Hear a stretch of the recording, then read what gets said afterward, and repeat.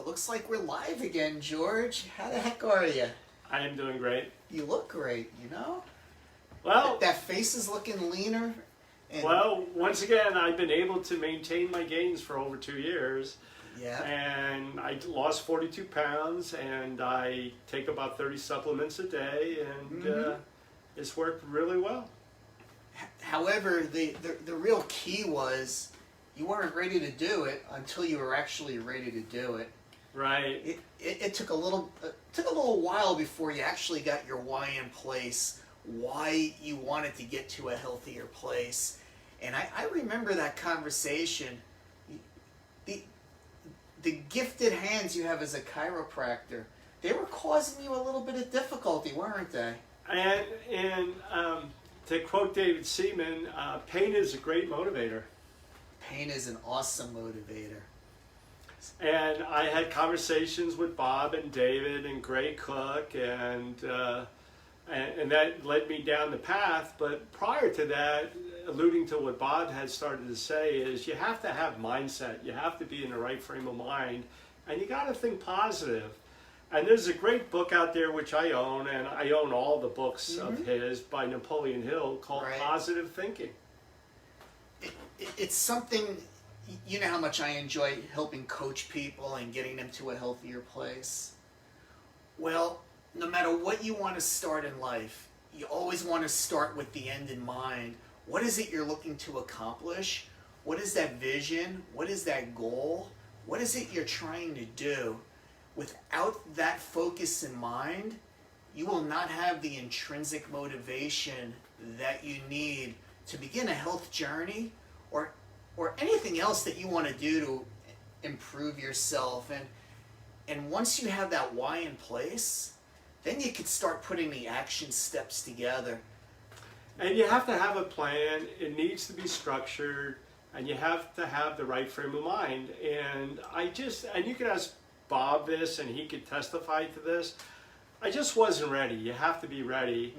And when I deemed I was ready, that I wanted to make a change, and pain's a great motivator, I went ahead and thought, you know what, I need better attitude. If I'm going to be self-reliant in my treatment, and if I'm going to move in the right direction and follow a plan and be persistent to carry out the plan, I'm going to have the right mindset. So I went and I reread, Positive Thinking by Napoleon Hill. Awesome book.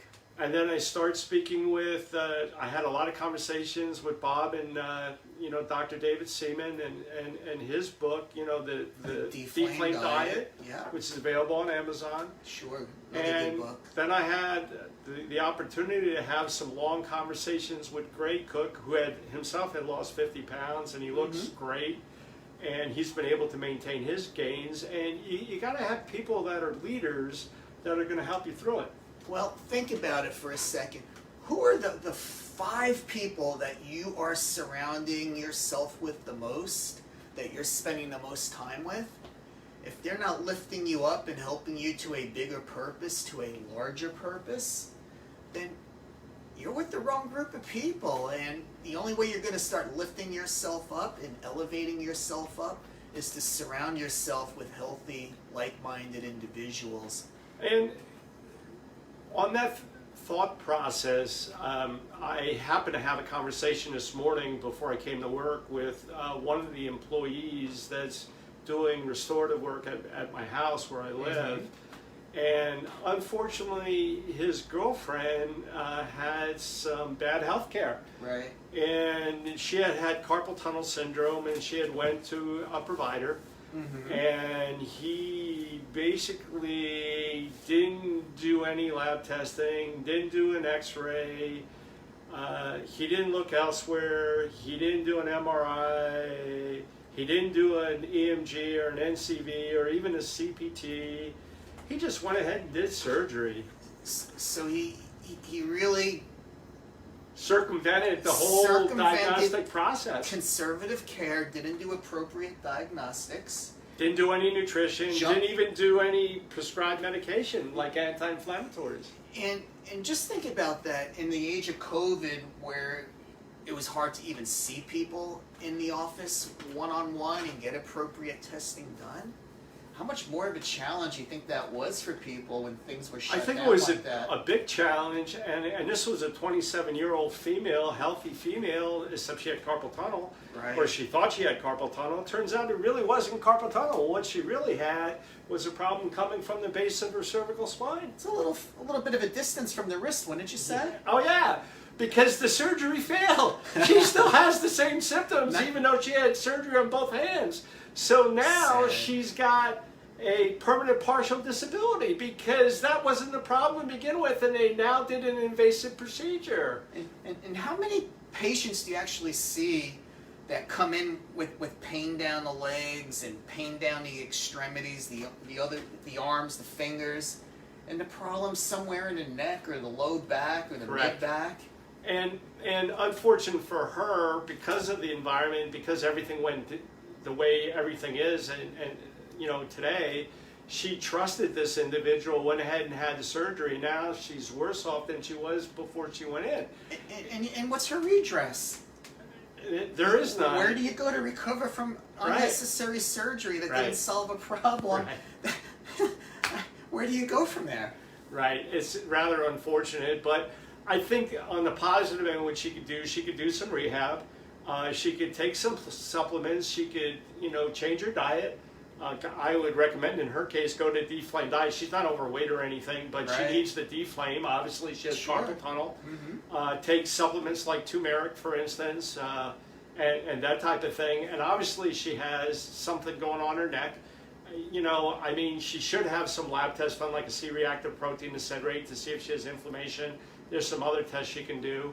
And then there should be some diagnostic studies, maybe an EMG, that type of thing, maybe x-rays. There are things that could be done that weren't done that should have been done, but I think she could bounce back from this, but it's Right. unfortunate that she has a surgery. So Dr. A, that's Wayne Scott Anderson. He's the co-founder and developer of the program that I help guide people through to get them to a healthier place. He cut his teeth, no pun intended, in critical care medicine. He was one of the first 10 board certified in critical care medicine in the United States and ran his department at his hospital quite successfully for a very long period of time. He got very frustrated with helping save people's lives, invasive heart surgery and other procedures, only for them to keep doing the same set of behaviors that got them into trouble to begin with.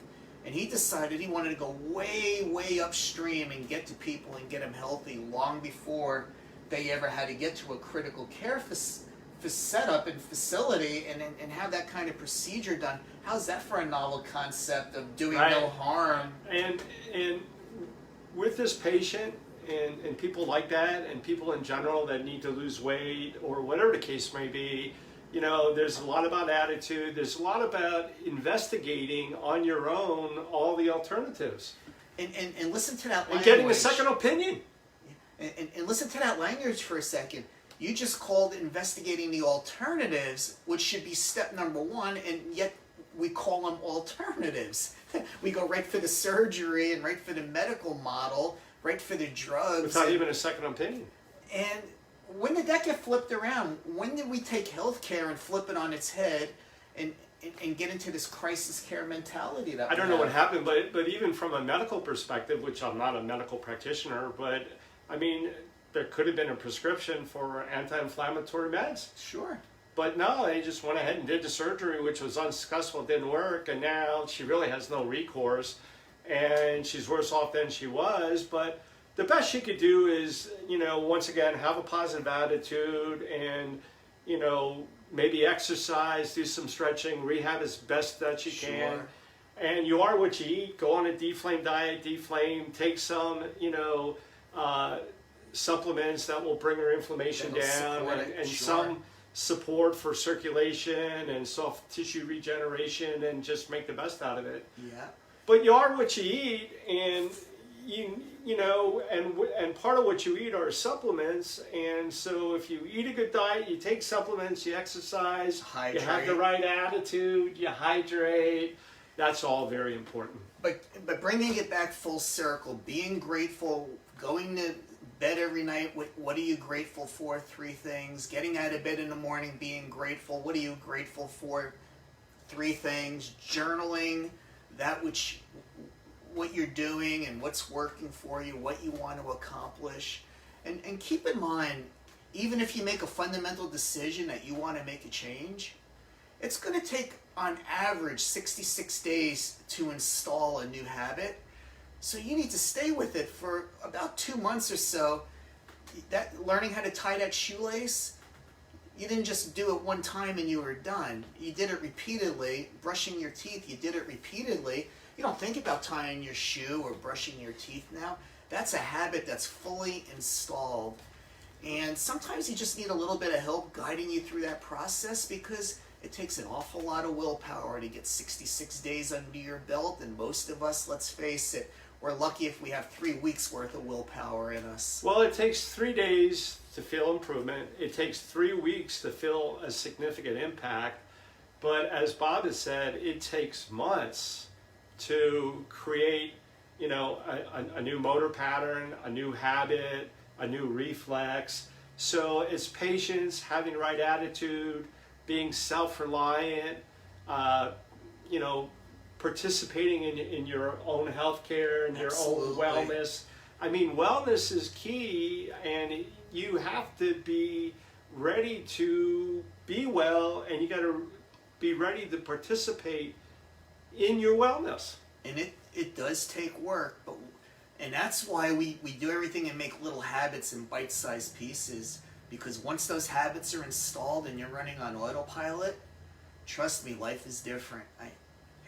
4 years at my healthy weight, I don't have to think about what I'm doing. I'm on autopilot. George, 2 years 2 plus? plus years and with the same, and my healthy weight, and taking supplements and adjusting patients, pain-free. What's that worth to you? Oh, that's great. I mean, that is the biggest thing that has happened to me. I thought my career was over, and I was starting to do more instrument adjusting and more rehab and more therapy. But now I'm able to practice the way I used to practice and the way I want to practice, and use a combination of all that. I mean, the science behind everything I just mentioned is really excellent, but I was doing it out of necessity as opposed to choice. Now my decisions are based on choice, what I think is best for the patient. And practice is a joy again, right? And I feel great. And you don't want to retire. You just want And to nothing keep doing hurts. it. And I'm going to work till I die. And don't die too soon now. I feel great. Anyway, anything else you want to say to my friends out here? No, I just want to say it's about attitude. It's about what you eat. It's about what you do. It's about movement, and it's about structure. And it's a combination of everything. So, and it's mindset. And you got to just put it all together and be prepared. And that's what will get you to stick with it. Like Bob, 4 years in the making. I'm 2+ years in the making. And that's because we did everything the right way. And honestly, guys, I do this for selfish reasons.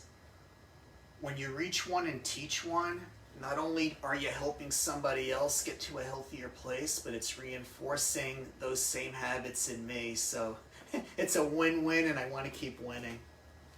Well, anyway, so that was a great summary, and we will be back. Hopefully this was really helpful for you and encourages you to do what you know you really want to do and you really need to do. And we'll be back, and I want everybody to have a great day. George, to be continued, my friend. Take care. Thanks. See you guys.